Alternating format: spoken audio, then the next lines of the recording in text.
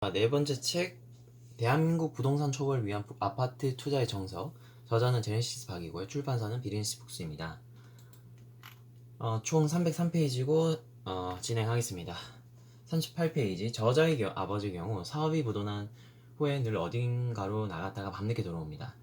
술 타령은 하지 않았고요. 서점에 가서 두꺼운 경매책을 읽고 왔다고 합니다.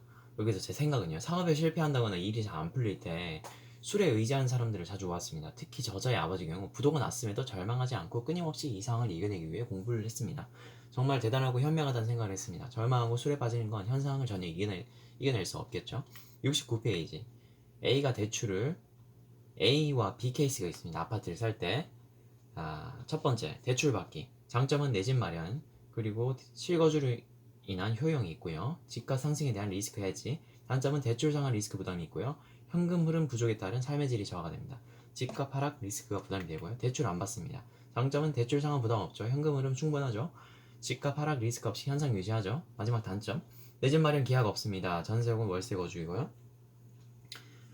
그리고 집값 상승에 대한 리스크 부담이 있죠. 자, 저자의 경우에는 A를 선택했습니다. 집값이 안 오르면 자신의 집인 그대로 살면 되고 매달 나가는 원리금은 은행에 내는 월세라고 생각하는 거죠. 자, 여기서 제 생각은요, A냐 B냐 고민을 잘해보고 선택을 합시다. 경험상 나의 유년 시절 우리 집은 계속 전셋집만 살았는데 부동산 가격 상승에 따른 자산을 완전히 굴리지도 못했던 것 같습니다. 전세가 매수로 갈아탔다면 어땠을까라는 생각도 좀 해봅니다. 자, 다음은 94페이지입니다. 미국 시민권자 매도자의 집을 매수 시 외국인으로서 국내인과는 달리 준비할 서류가 좀 있죠. 예를 들어서 외국인은 영사관에서 본인 서명 사실 확인서를 발부받아야 합니다. 외국인은 인감 증명서가 없기 때문이죠. 다들 무모하다고 했습니다. 리스크 떠안을 필요가 있는 물건을 매수할 필요가 있느냐고 저자가 핀잔을 들었죠.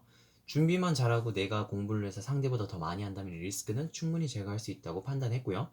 당시 형편에 이만한 집이 없었기에 가격 포함 그 물건을 꼭 가져야 했습니다. 그 전부터 해양 경매 공부가 큰 도움이 됐다고 하네요. 여기서 제 생각은요, 리스크가 있는 아파트 매수 과정을 생생하게 써주었다고 합니다. 써주었죠. 공밖에 없다는 생각이 들었습니다. 취득하기 편하고 값싸고 좋은 물건은 이미 사람들 손에 넘어가고 남았죠. 적절한 가격에 물건을 취득하려면 발품을 충분히 팔아야 하고 리스크에 대해 내가 보호할 수 있는 모든 부분에 대한 충분한 공부가 필요함을 배웠습니다. 102페이지, 부동산 분위기 알아보는 법. 부동산 분위기는 부동산 가격은 정부 정책과 투자자의 심리 등에 영향을 많이 받는다는 의미입니다. 부동산 관련 사이트를 자주 방문하는 게 좋습니다. 예를 들어 아름다운 내집 갖기, 두 번째 부동산 스터디, 마지막 세 번째 경제적 자유와 자기경영, 닷꿈스쿨 이런데요. 여기서 제 생각은요, 발품 플러스 부동산 관련 사이트 자주 방문해서 분위기를 자주 알아볼 것. 자, 다음으로 106페이지에서 107페이지입니다. 인테리어 업체 선정하는 법. 해당 지역에서 오래 영업한 업체를 택했을 때 실패할 확률이 낮습니다. 그리고 추가 요청이 있을 때도 대응이 빠르죠. 여기서 제 생각은 인테리어 할 때 참고합시다. 다음 페이지 121페이지입니다. 직장인이 부동산 초보에서 가장 빠르게 탈출하는 방법은 독서입니다. 집 근처 도서관에 가서 부동산 관련 책을 모조리 읽습니다. 정독보다 빠르게 훑어볼 것이고요. 이후 정기적으로 날을 잡아 부동산 관련 어떤 책이 나왔는지 서점 방문합니다. 이렇게 하면 대략적인 부동산 흐름과 전망 파악 가능합니다. 여기서 제 생각은요, 다시 동분야 다독을 다시 한번 해봅시다.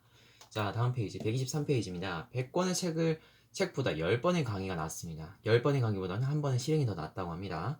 여기서 제 생각은요, 일전에 읽었던 부동산 관련 책에서도 주기적인 임장의 중요성을 적어놓은 기억이 있어요. 결국 답은 현장에 있죠. 물론 독서를 기반한 지식이 있는 상태에서 현장을 본다면 금상첨화겠습니다. 다음 페이지는 149페이지에서 151페이지입니다. 아파트 가격을 결정하는 변수는 무수히 많죠. 교통, 학군, 편의시설, 자연환경 등 이를 모두 잡아낸다는 것은 불가능하다. 집을 마련할 때 내가 원하는 아파트 또는 관심 지역의 평당가를 대략 기억하는 것이 좋습니다. 호객논어에서 평당가를 쉽게 파악할 수 있죠. 내가 원하는 집을 대략적으로 평당가를 기억해 놓읍시다. 자, 162페이지. 협상에는 정답이 없습니다. 자기 자신과 상대방을 잘 파악하여 요구사항을 당당히 말할 필요가 있겠죠. 특히 그 협상을 깰 정도의 대안이 있다면 그보다 더 강력한 전략은 없죠. 대안이 많을수록 유리합니다. 여기서 제 생각은요, 예전에 다른 책에서 플랜 B를 준비하라는 말이 생각이 났습니다. 협상의 우위에 서기 위해 B 플랜을 꼭 준비합시다. 209페이지. 원하는 집을 잡으려면 현장과 부동산 사무실에 반드시 가야 합니다. 부동산 사무실에 갈 때 더 유리한 시점이 있습니다. 사람들은 이사를 하더라도 설이나 추석 같은 명절 지나고 움직이는 경향이 강하죠. 추석 명절 전이 한여름 7월에서 8월, 설 명절 절인 한겨울 12월에서 1월이 가장 좋다고 합니다.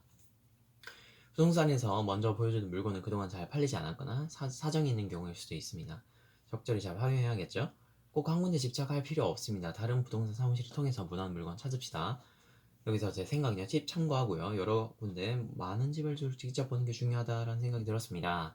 다음 페이지 226페이지에서 226페이지 제가 좀 잘못 쓴 것 같긴 한데 일단 읽어봅시다.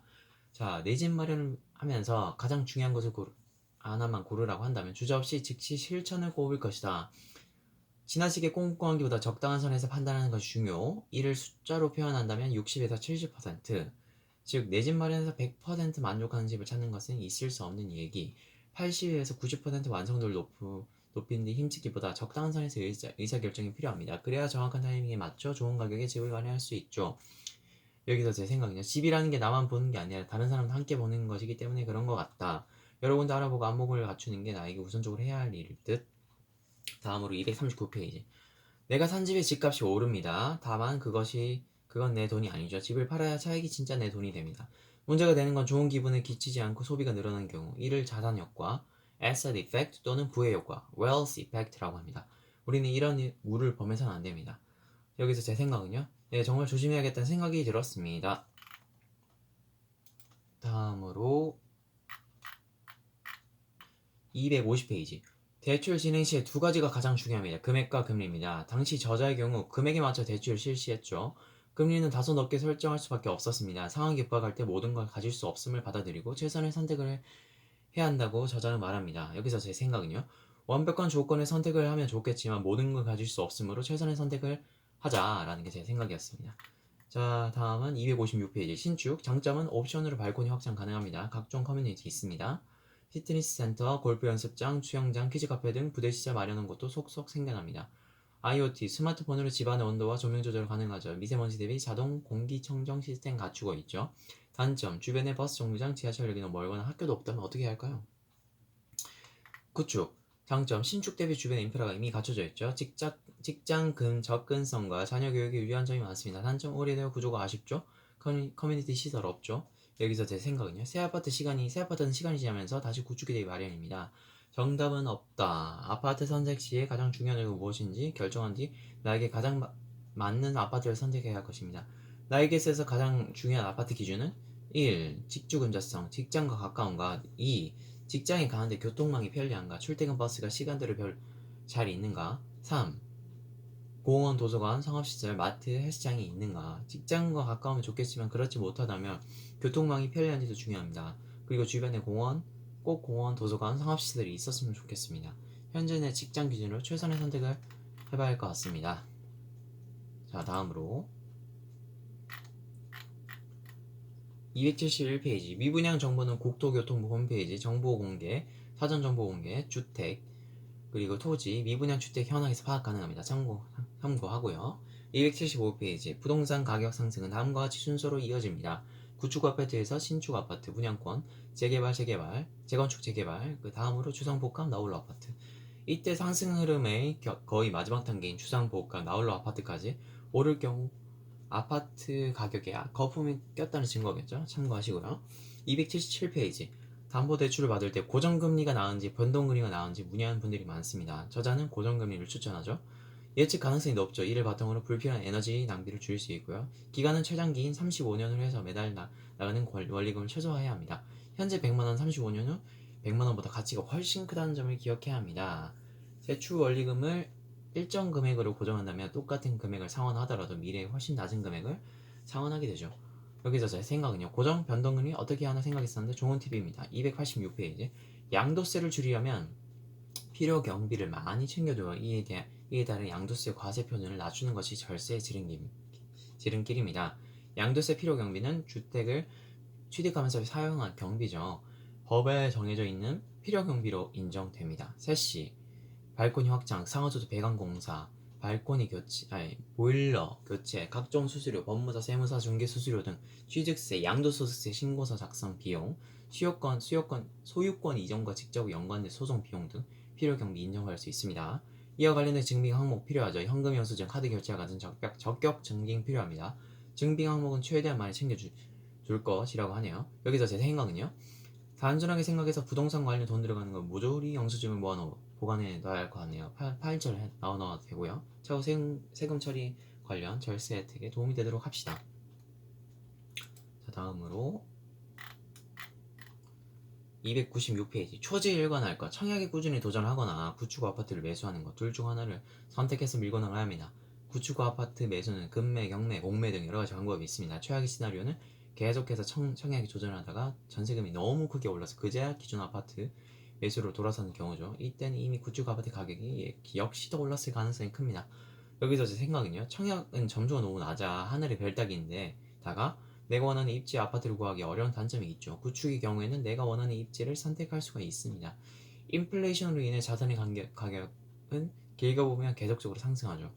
확률이 낮은 게임보다 조금 발품을 팔더라도 알아본다면 내가 생각하는 좋은 입지에 가까운 아파트를 매수하는 게 더 확률이 높을 것 같습니다.